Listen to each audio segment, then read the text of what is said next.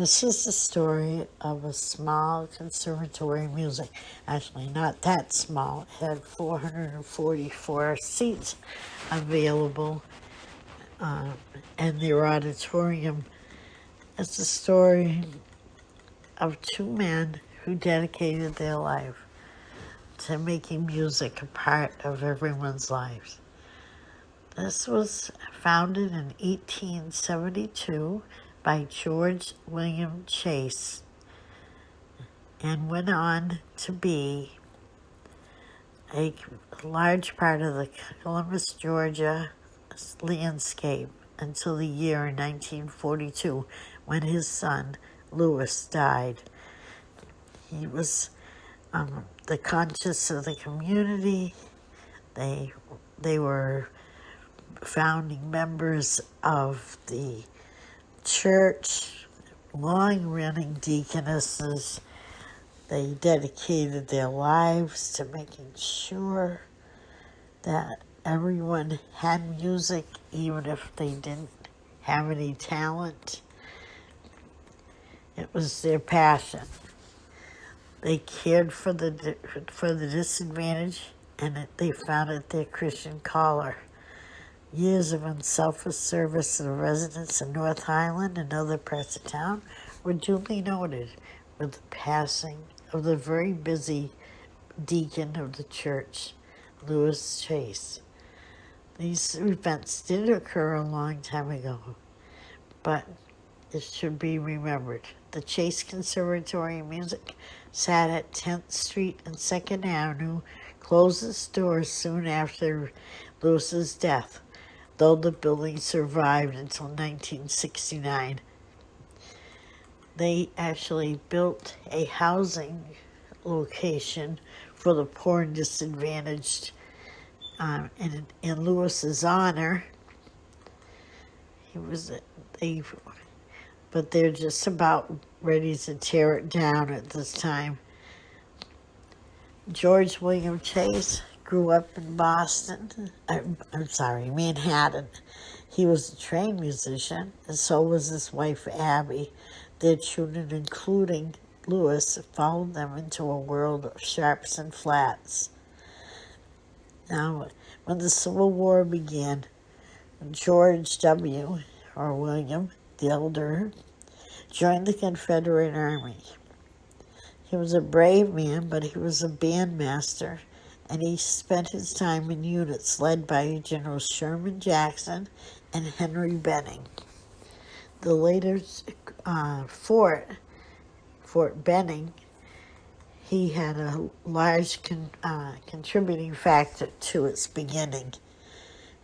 Nearly after 20 years, once the war was over, he founded the Chase Conservatory of Music. For 60 years, it encouraged the appreciation of arts and taught students how to perform. The family trained musicians provided background music for the community, and on the campus, it included a 444-seat auditorium, which was an impressive place with impressive performances. Even the young children would get into the act. It is long remembered that during a large fair and exposition in 1890, Master George Chase played a cornet solo every day at 1:30 p.m. outside of one of the exhibits. The then paper, the Inquirer's Son, offered this review. Master George is 6 years old, but he is already an accomplished musician. The little fellow plays the instrument wonderfully well and wins many compliments. George died in 1910, and brothers Lewis and George took over the operation of the conservatory. Lewis was already involved in the music program at the Baptist Church at that time. Individually and collectively, members of the Chase family provided special music at the church for many years. They could provide ensembles that included a variety of instruments. Louis played the organ, George the violin, Effie the piano, and Gertrude the harp.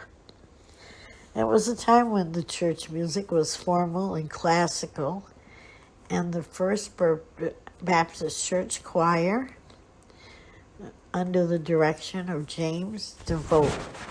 The first choir came along at about the same time as the Chase Conservatory music, and by 1900 the church was electing and paying people to play in the band. Many of them had been trained at the Conservatory music. They developed a strong music department in the church that never wavered. He encouraged the membership to purchase instruments that were groundbreaking at the time. The organs were hand-pumped until 1913 when they bought an electric.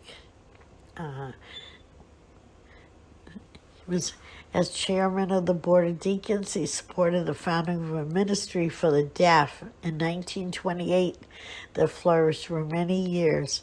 On a Sunday in November, he sent a letter of invitation to 20 people who could neither hear or speak, asking them to come to the church. This is an excerpt from the letter. We wish to furnish your class a special private room such as other Sunday school study classes that have been large enough for your group. We hope you will not only meet on Sundays, but as often as you would for social meetings and a good time at the church during the week. Several years later, with the church and community fighting off the pressures of the Great Depression, they sought help for the needy people in housing and food. In a letter shared to their fellow deacons, they asked about the plight of people living around New Highland and what Christians should be doing. Our church and our Sunday school should take steps to make sure that we do things in a spiritual and religious way. In the 1930s, they needed to replace the original organ with a more modern instrument. Louis Chase was part of that movement, but at the time it was installed in 1937, he had declining health, and it forced him to resign as a church organist. Eventually, replacement was Mrs. Frances Arnold, also a graduate of Chase Conservatory.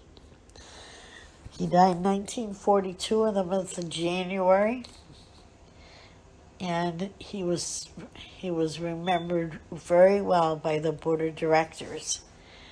The Board of Deacons feels that it has sustained an irreparable loss, and one which will be felt through the entire church. For more than 50 years, Louis endured himself to old, young alike by his unselfish service and sympathetic regard for the needs of others.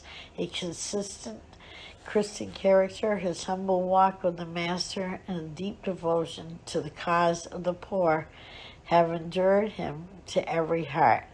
The fragment memory of his life, along with this, will furnish aspiration and courage to those so that they can carry on his work. It would be 10 years before they built buildings in his name, and now they were facing being demolished. If he were here today, Chase would be openly concerned for the needs and plights of the current residents, and he would be advocating for them to the best he could. He was quiet in his hands-on efforts to help the poor and peaceful and still. He's a man of harmony who wanted to hunger and feed the hunger and homeless and make a bed. As public officials pressured to demolish the units that made in his honor, hopefully somebody will pick up his work. It was a fascinating place. Lots of people got there. I hope you enjoyed the historical information.